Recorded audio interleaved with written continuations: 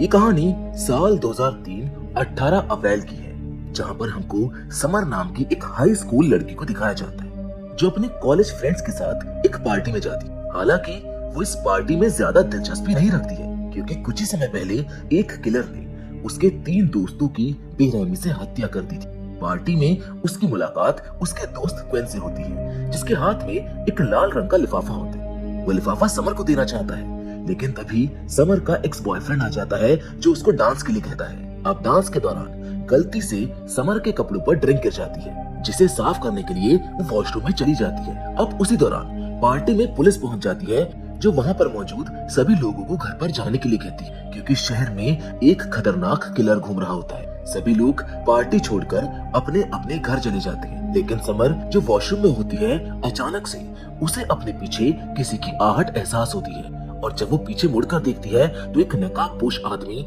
उसके सामने खड़ा होता है। ये वही किलर था जिसने उसके दोस्तों को बेरहमी से मारा था, जिससे घबराकर समर बाथरूम से निकलकर बाहर बाट में जाकर छुप जाती है। लेकिन वो किलर उसको ढूंढ लेता है और वहीं पर उसकी हत्या कर देता है। जिसके बाद ये कहानी 20 साल आगे यानी कि 18 अप्रैल 2024 में चली जाती है। अब हमें समर की छोटी बहन लूसी को दिखाया जाता है, जिसका जन्म समर की मौत के बाद हुआ था। लूसी को अपनी बड़ी बहन के बारे में ज्यादा कुछ पता नहीं होता है, लेकिन आज वो बेहद खुश है क्योंकि उसको नासा से इंटर्नशिप के लिए एक ऑफर लेटर मिला है। वो ये बात अपने टीचर को भी बताती है। अब दिलचस्प बात ये है कि लूसी उसी स्कूल में पढ़ती है जहाँ पर कभी समर पढ़ा करती थी, जिसकी आज से ठीक 20 साल पहले इसी दिन किसी हत्यारे ने हत्या कर दी थी। इस क्रूर हत्यारे ने 4 लोगों की जान ली थी, लेकिन आज तक उसकी पहचान सामने नहीं आई थी। जिसके बाद लूसी अपने घर लौटती है और समर के कमरे में चली जाती है, जिसे अब तक उसी हालत में रखा गया है जैसे समर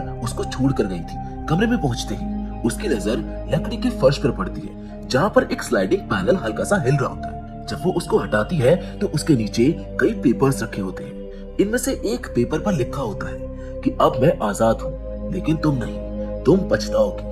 और अंत में केवल ई लिखा होता है। इससे पहले कि लूसी कुछ समझ पाती, उसकी माँ वहाँ पर आ जाती है। लूसी अपने माता पिता के पास बैठती है।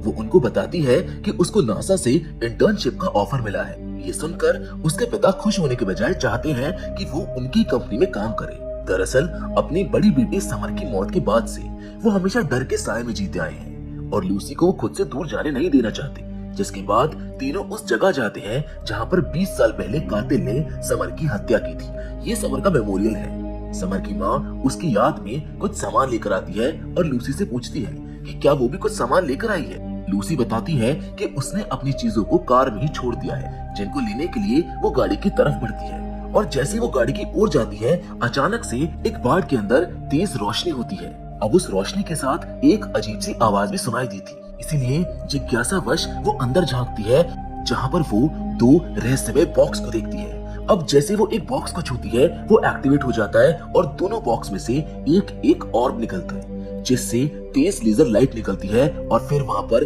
एक धमाका होता है, जिसके साथ वहाँ पर एक वर्म होल बन जाता है। लेकिन अजीब बात ये होती है कि इस धमाके से लूसी को कोई नुकसान नहीं पहुँचता। अब लूसी इससे डरकर बाहर भागती है और ये देखकर दंग रह जाती है कि चारों ओर का माहौल पूरी तरह से बदल चुका है। जहाँ पहले खंडर जैसी जगह थी, अब वो अलग ही दिख रही थी। और सबसे बड़ी बात, उसके माता पिता वहाँ से गायब हो चुके थे। वो घबराकर उनको कॉल करने की कोशिश करती है, लेकिन उसके फोन में नेटवर्क नहीं होता है। लूसी को कुछ भी समझ में नहीं आता है, इसीलिए वो अपने स्कूल की तरफ भागती है, जहाँ पर पहुंचते ही वो चौंक जाती है, क्योंकि स्कूल में सभी लोग पुराने जमाने के कपड़े पहने हुए थे।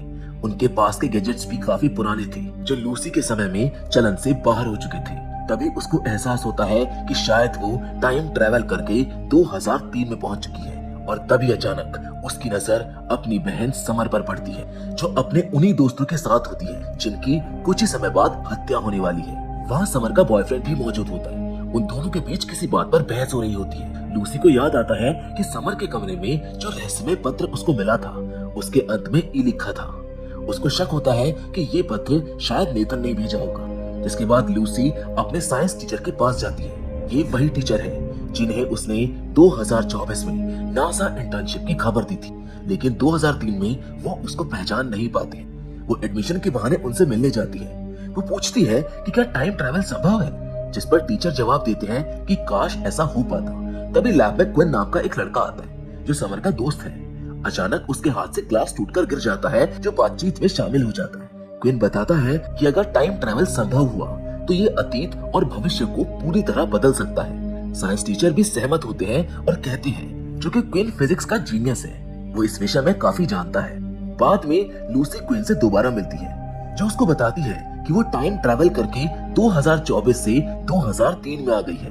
पहले तो क्विन को यकीन ही नहीं होता, लेकिन जब लूसी उसको अपना मोबाइल फोन दिखाती है तो वो समझ जाता है कि लूसी सच कह रही है। फिर वो दोनों वैन के पास जाते हैं जहाँ पर लूसी को रहस्यमय बॉक्स मिले थे, लेकिन अब वो बॉक्स डीएक्टिवेट हो चुके थे। दोनों उनको अपने घर ले आते हैं और खोलने की कोशिश करते हैं। अंदर एक सिलेंडर नुमा गैजेट होता है जिस पर सोनार लिखा होता है। क्विन बताता है कि ये सोनार कंपनी का पार्ट है। लूसी चौंक जाती है क्योंकि उसी कंपनी में उसके पिता काम करते हैं। वो सुझाव देती है कि वो उसके पिता की आईडी का इस्तेमाल करके कंपनी के अंदर जा सकते हैं, लेकिन प्रॉब्लम ये थी कि इस समय लूसी के पिता उसको पहचान भी नहीं सकते थे क्योंकि इस समय तो वो पैदा भी नहीं हुई थी। क्विन उसे उसके ही घर ले जाता है जहाँ समर भी मौजूद होती है। क्विन समर से कहता है कि लूसी फिजिक्स में जीनियस है जो पढ़ाई में उसकी मदद कर सकती है। समर खुश हो जाती है और उसको घर आने का न्योता देती है। लूसी जब घर पहुंचती है तो अपने माता पिता को देखकर वो हैरान रह जाती है क्योंकि वो बहुत यंग होते हैं और हमेशा हंसते मुस्कुराते रहते हैं, जबकि 2024 में उनके व्यवहार में गहरा बदलाव आ चुका था। तब उसको एहसास होता है कि समर की मौत के बाद से ही उसके माता पिता इतने बदल गए थे। अब समर के साथ समय बिताकर लूसी को पहली बार बहन के साथ रहने का अनुभव होता है। वो अपने माता पिता के साथ भी वक्त बिताती है जो इस समय बेहद खुश मिजाज होते हैं।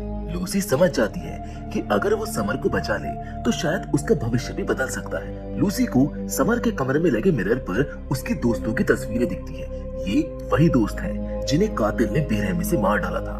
आज वही दिन था जब उन घटनाओं को अंजाम दिया गया था। ये जानकर लूसी उस जगह पहुंच जाती है जहां पर यह हत्याएं हुई। ये एक मॉल था जहां लूसी को अपने साइंस टीचर नजर आते हैं। वहीं क्विन भी मौजूद होता है क्योंकि वो इस जगह पर पार्ट टाइम काम करता है। लूसी क्विन से उन स्टूडेंट्स के बारे में पूछती है जिनकी आज मौत होने वाली थी। वो दोनों स्टूडेंट्स मॉल के ऊपर के हिस्से के एक शोरूम में होते हैं। तभी कातिल वहां पर पहुंच जाता है। लड़की अंदर कपड़े बदलने के लिए गई होती है और ठीक उसी वक्त वो कातिल बाहर खड़े लड़के को बेरहमी से मार डालता है। और जब लड़की बाहर आती है तो कातिल उसके सामने खड़ा होता है जो उसको भी बस मारने वाला होता है, लेकिन लूसी सही समय पर पहुंचकर उसको बचा लेती है। वो दोनों डर के मारे नीचे की ओर भागते हैं, लेकिन तभी कातिल एक बार फिर से उनके सामने आ जाता है, जिससे घबराकर वो दोनों ऊपर की ओर दौड़ती है। लेकिन तभी वो लड़की एस्केलेटर पर गिर जाती है और इससे पहले कि लूसी उसको बचा पाती कातिल उसको मार देता है। इसी बीच वहां पर एक गार्ड भी आ जाता है, लेकिन कातिल उस गार्ड को भी मौत के घाट उतार देता है। क्विन कातिल को देख रहा होता है, लेकिन उसने नकाब पहन रखा था जिससे उसकी पहचान करना नामुमकिन था। कातिल की नजर अब लूसी और क्विन पर पड़ती है। वो उनकी ओर बढ़ने वाला होता है कि तभी पुलिस के सायरन की आवाज गूंजने लगती है, जिसको सुनते ही कातिल वहां से फरार हो जाता है। बचने के बाद लूसी और क्विन उसके घर चले जाते हैं। वहाँ लूसी उसको पूरी कहानी बताती है कि कैसे इस कातिल ने उसकी बहन समर और 3 अन्य दोस्तों को मार डाला था। लेकिन अब वो और भी ज्यादा परेशान हो जाती है क्योंकि एक गार्ड की भी मौत हो गई थी जो कि पहले नहीं हुई थी। ये देखकर क्विन उसको चेतावनी देता है कि उसको अतीत बदलने की कोशिश नहीं करनी चाहिए। अगर उसने ऐसा किया तो भविष्य में कई चीजें बदल सकती हैं। वो उसको सलाह देता है कि उसको जल्द से जल्द वहां से वापस लौट जाना चाहिए। लूसी उसकी बात मानने के लिए तैयार हो जाती है। वो समर के घर जाने का फैसला करती है ताकि वहां से वो अपने पिता की आईडी कार्ड को चुरा सके। लेकिन तभी समर उसको देख लेती है। वो उससे सवाल करती है जिस पर वो कहती है कि तुम कल अचानक से गायब हो गई और उसके बाद मेरे 2 दोस्तों की मौत हो गई। अब तुम फिर वापस आ गई हो, सच बताओ ये सब क्या हो रहा है। समर के सवालों से घिरी हुई लूसी आखिरकार उसको सच्चाई बता देती है। वो कहती है कि मैं भविष्य से आई हूँ, मैं तुम्हारी छोटी बहन हूँ। लेकिन समर को उसकी बातों पर विश्वास नहीं होता है। तब लूसी उसको वो रहस्यमय लेटर दिखाती है जो उसे समर के कमरे में मिला था। समर ये देखकर चौंक जाती है और कहती है कि उसको कभी ऐसा कोई लेटर नहीं मिला है। लूसी को एहसास होता है कि समर उसकी बातों पर इतनी आसानी से यकीन नहीं करेगी, इसीलिए वो वहां से निकलकर वापस से क्विन के घर आ जाती है। वो कहती है कि मैं कल दोबारा कोशिश करूंगी क्योंकि आज मैं आईडी नहीं ला पाई। अगले दिन जब समर स्कूल जाती है तो उसके लॉकर में एक लेटर रखा होता है। वो वही लेटर था जो लूसी ने उसको दिखाया था। ये देखकर समर को यकीन हो जाता है कि शायद लूसी सच कह रही थी। अब वो सीधा अपने दोस्त क्विन के घर जाती है जहाँ उसको लूसी भी मिल जाती है। समर लूसी से पूछती है कि तुमने जो कुछ किया वो सही किया, लेकिन अब आगे क्या होने वाला है, कितने और लोगों की जान जाएगी। लूसी उसको बताती है कि उसकी दोस्त एमी आज म्यूजियम में मारी जाएगी क्योंकि वो वही काम करती है। ये सुनकर समर घबरा जाती है। लूसी उसको समझाने की कोशिश करती है कि वो उसको बचाने की कोशिश नहीं कर सकती है क्योंकि अतीत बदलने से भविष्य में कई नई समस्याएं खड़ी हो सकती हैं। लेकिन समर अपनी दोस्त को यूं मरने नहीं देना चाहती थी। समर क्विन से कहती है कि उसे उसकी मदद करनी होगी। क्विन उसकी मदद करने के लिए तैयार हो जाता है क्योंकि कहीं ना कहीं वो समर को पसंद करता था। अब ये तीनों लूसी, समर और क्विन एमी को बचाने के लिए म्यूजियम की ओर निकल जाते हैं जहाँ पर वो काम करती थी। ये तीनों अलग अलग दिशाओं में एमी को ढूंढने लगते हैं। तभी समर को अपनी दोस्त एमी दिख जाती है, लेकिन उसके ठीक पीछे वही नकाबपोश कातिल होता है। समर घबराकर चिल्लाती है और एमी को पीछे देखने के लिए कहती है। जब एमी पीछे मुड़कर देखती है तो वो डर से सिहर उठती है। कातिल उसकी ओर बढ़ने ही वाला होता है कि तभी एमी जल्दी से वहां से बाहर भाग जाती है और दरवाजे को बंद कर देती है। इसके बाद चारों किसी तरह से वहां से भागने में कामयाब हो जाते हैं। लूसी बहुत खुश होती है कि बिना किसी गड़बड़ के उन्होंने एमी की जान बचा ली। इसके बाद समर एमी को घर छोड़ने जाती है जबकि लूसी और क्विन साथ रहते हैं। इसी दौरान क्विन लूसी से पूछता है कि उसके मुताबिक कातिल ने अगला शिकार किसको बनाया था। लूसी जवाब देती है समर को। ये सुनकर क्विन घबरा जाता है और कहता है कि अब उन्हें समर की सुरक्षा का पूरा ध्यान रखना होगा। जिसके बाद लूसी समर के घर पहुंचती है। वो अपने मॉम डैड से पूछती है कि क्या वो एक और बच्चे की प्लानिंग कर रहे हैं, जिस पर वो मुस्कुराकर जवाब देते हैं कि नहीं, हमारे लिए समर ही काफी है। ये सुनकर लूसी समझ जाती है कि समर की मौत के बाद ही उसके पिता ने एक और बच्चे के बारे में सोचा होगा और उसी वजह से उसका जन्म हुआ था। इसका मतलब ये हुआ कि अगर समर की जान बच जाती है तो लूसी का अस्तित्व समाप्त हो सकता है क्योंकि उसके माता पिता फिर कभी कोई और बच्चा पैदा करेंगे ही नहीं। ये सब सोचकर वो अपनी बहन समर को पूरी सच्चाई बता देती है। वो उसको समझाती है कि चाहे जो कुछ भी हो जाए वो उसको मरने नहीं देगी। इसके बाद लूसी अपने पिता की आईडी चुराकर क्विन के पास जाती है। जब वो क्विन के कमरे में पहुंचती है तो वहाँ पर उसको एक लेटर मिलता है जो समर के नाम लिखा गया था। ये असल में एक लव लेटर था। लूसी उसको पढ़ लेती है, लेकिन जब क्विन वहाँ पर आ जाता है तो वो ऐसे दिखाती है मानो उसने कुछ पढ़ा ही ना हो। अब लूसी और क्विन उसके पिता की आईडी को लेकर सोनार कंपनी पहुंच जाते हैं जहां उसके पिता काम किया करते थे। अब चूंकि रात का समय था इसीलिए सिक्योरिटी कम थी। दोनों लैब के अंदर दाखिल हो जाते हैं जहां पर उनको वो पार्ट मिल जाता है जिससे टाइम मशीन को दोबारा ऑन किया जा सकता था। लेकिन तभी उनको एहसास होता है कि एक इम्पोर्टेंट पार्ट पहले से ही गायब है, यानी इससे पहले कोई और भी यहाँ पर आ चुका था। साथ ही में वहाँ पर एक सिक्योरिटी गार्ड भी मरा पड़ा था, किसी ने उसको बेरहमी से मार डाला था। उधर दूसरी ओर हमें वही पार्टी दिखाई जाती है जहां पर समर की हत्या हुई थी, यानी आज तारीख 18 अप्रैल 2003 थी। वही मनहूस दिन जब कातिल ने समर को मारा था। समर पार्टी में पहुंचती है जहां पर उसका एक्स बॉयफ्रेंड भी मौजूद होता है, लेकिन वो उसकी तरफ जाने के बजाय अपनी बेस्ट फ्रेंड एमी के पास जाती है। इसी दौरान समर सभी के सामने एमी को किस कर लेती है, जिससे ये स्पष्ट हो जाता है कि वो दोनों रिलेशनशिप में थी। दरअसल जो रहस्यमय लेटर समर के लॉकर में मिला था वो किसी और ने नहीं बल्कि एमी ने ही उसके लिए लिखा था। इधर लैब में लूसी और क्विन ये देखकर हैरान रह जाते हैं कि जिस पार्ट को वो दोनों लेने आए थे वो पार्ट पहले से ही गायब हो चुका था। साथ ही वहाँ पर मौजूदा गार्ड भी मर चुका था। ये सब देखकर लूसी को एहसास होता है कि जरूर ये काम उसी कातिल का है, जरूर वो भविष्य से टाइम ट्रेवल करके आया होगा।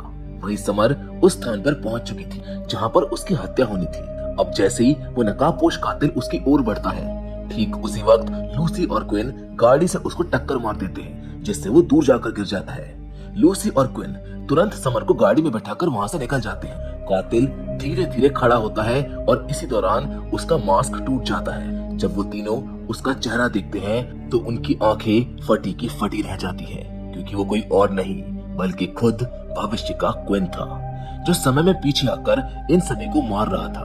वो भागकर क्विन के घर पहुंचते हैं। इस समय का क्विन भी पूरी तरह से हैरान था, जिसको कुछ भी समझ नहीं आ रहा था।